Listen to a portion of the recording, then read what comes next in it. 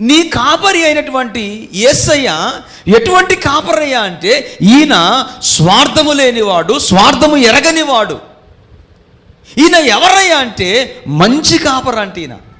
ఎవరంటేనా? మంచి కాపరి. ఈ కాపరి ఎటువంటి కాపరి తెలుసా అండి? తన పిల్లల కొరకు, తన గొర్రెల కొరకు ప్రాణము పెట్టే కాపరి అంట. దేవునికి స్తోత్రం, హల్లెలూయా. ఎటువంటి కాపరి అంటేనా?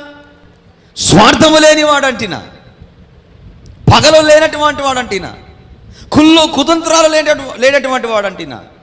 ఈనాడు మనుషుల్లో మనం గమనించినట్లయితే మనం కాపర్లను చూస్తున్నాం. మనుషులను కాసే కాపర్లు కూడా ఉన్నారు, సంఘాన్ని కాసే కాపర్లు కూడా ఉన్నారు. లేరంటారా? ఉన్నారు. డబ్బు ఉన్నవారిని ఒక రకమైనటువంటి ప్రేమ, డబ్బు లేనటువంటి వారిని ఒక రకమైన ప్రేమ.